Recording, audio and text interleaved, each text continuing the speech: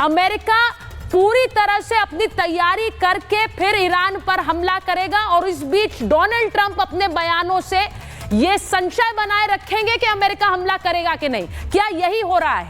मैं एक बार ऑगस्टीन साहब के पास जा रही हूं। सर जरा ये बताइए, ये जो समय है अमेरिका, आपको क्या लग रहा है?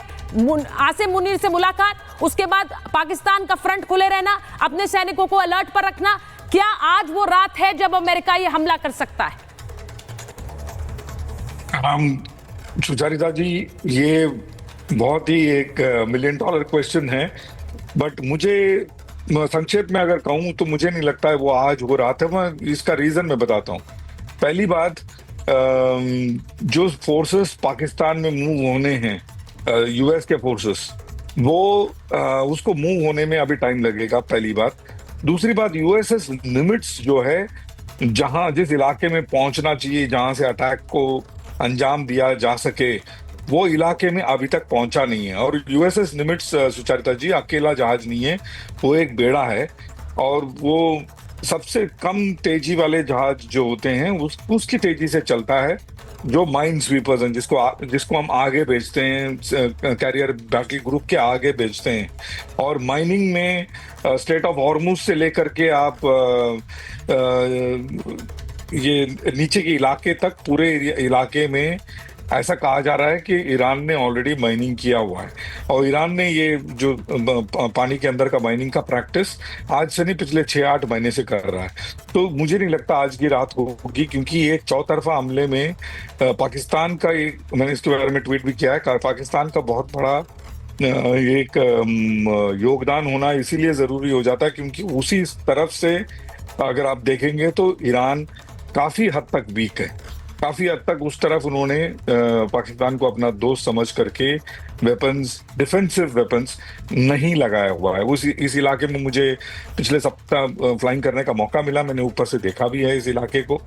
जो एक्टिविटी आपको इस्फहान के साउथ चाबहार तक जो एक्टिविटी दिखता है रात में स्पेशली, वो इस ईस्ट की तरफ बहुत कम एक्टिविटी दिखाई पड़ता है। तो ये सारी चीजें जब तक ये प्रणालियां आप जो बात कह रहे हैं नहीं आएंगे, उसी से आगे बढ़ाना चाह रही हूं। मैं संकेत पढ़ना चाह रही हूं, जो संकेत मिल रहे हैं।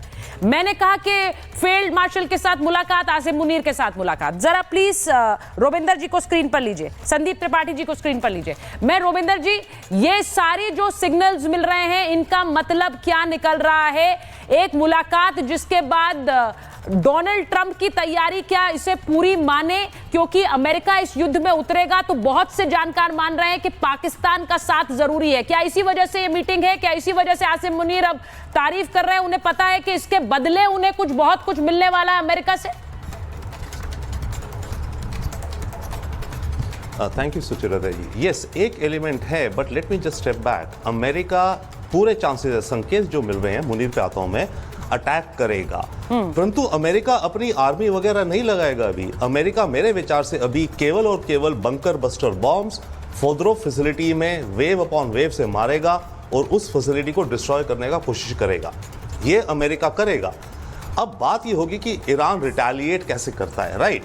अब ईरान के पास अगर क्षमता है रिटेलिएट करने की आसपास, जैसे गल्फ में, बाकी जीसीसी कंट्रीज में या स्ट्रेट ऑफ हॉर्मुज में, अगर उस तरफ रिटेलिएट करता है टुवर्ड्स अमेरिकन बेसिस, या फिर अमेरिकन पार्टनर सऊदी अरब हो गया, यूएई हो गया, वहां करता है, देन अमेरिका अगेन बॉम्बार्डमेंट करेगा। बट अमेरिका अपनी कोई फौज ग्राउंड बूट पे नहीं लाएगा। अब मैं आता हूं मुनीर पे। Same way I think Balochistan को एंगल को लेकर के मुनीर क्या कर रहे हैं, पाकिस्तान जो हमेशा करता है, अपना ज्योग्राफी कार्ड खेल रहे हैं। यस, 1000 किलोमीटर का बॉर्डर है। ये अमेरिका को ये ऑफर दे रहे हैं कि अगर आपको चाहिए हो इस रास्ते से स्पेशल एजेंट्स, देखिए मोसाद के ऑलरेडी घुसे हुए हैं रेजिम चेंज के लिए अंदर 2-3 हज़ार, जो भी अमेरिका के भी अगर ये चाहें स्पेशल फोर्सेस केवल और रॉकेट लॉन्चर्स, ग्रेनेड वगैरह, बलूचिस्तान जो ईरान की बलूचिस्तान है वहां डाल दिए जाएं, ताकि ईरान के अंदर रेजिम चेंज का मोमेंटम बढ़े। तो बलूचिस्तान के एंगल से, मुनीर के एंगल से जो है, अभी आई डू नॉट एक्सपेक्ट, मैं गलत हो सकता हूं, बट अमेरिका के अंदर कोई एपिटाइट नहीं है। और ट्रंप भी बार बार कहते हैं कि हम अपने American forces boots on ground नहीं डालेंगे। तो ये पहला एक तो वो करेंगे, वो दिख रहा है मोरलेस करेंगे। बेंजामिन नेतन्याहू बहुत पुश कर रहे हैं, नेतन्याहू की जिंदगी का आखिरी चांस है ये कि वो पूरी मिडिल ईस्ट से न्यूक्लियर वेपन टोटल हटा दे और इजराइल को जनरेशंस के लिए ये उसके मेसिया बन जाएं कि इन्होंने इजराइल के लिए ये डेंजर हटाया। अब उसमें वो सब कुछ कर रहे हैं, मिसाइल मार रहे हैं, बट वो न्यूक्लियर फैसिलिटी जो फेदोरोव जो भी वो माउंटेन है उसको नहीं डिस्ट्रॉय कर रहे। उन्हें फिलहाल के लिए केवल और केवल अमेरिका की मदद केवल और केवल उसके लिए चाहिए। अब सर, आज देखिए, आज एक और बड़ी बात है, आज एक और बड़ा जो मैं टॉकिंग पॉइंट है वो ये भी कि क्या ईरान जिस तरह के हमले इजराइल पर कर रहा है, क्या उसमें भी एक सरप्राइज एलिमेंट है? इजराइल ने सोचा नहीं था कि ईरान इस क्षमता के हमले कर सकता है जो हम इस वक्त देख रहे हैं, और क्या इससे भीषण भी हमले करेगा? मैं एक बार जरा बड़ी खबर बता रही हूं कि ईरान के लोगों से सर्वोच्च नेता खमनेई ने क्या कहा है। वो कह रहे हैं इजराइल को खुली मदद कर रहा है अमेरिका, और वो ये भी कह रहे हैं कि ईरानी सेना को साजिशन कमजोर बता रहे हैं। अब देखिए, उनका ये कहना है कि एक प्रोपोगेंडा है जिसके तहत ईरान की सेना को कमजोर बताओ, इजराइल की सेना को मजबूत बताओ, लेकिन हमारी सेना हमले कर रही है, भीषण हमले कर रही है इजराइल पर, और वो हम जारी रखेंगे।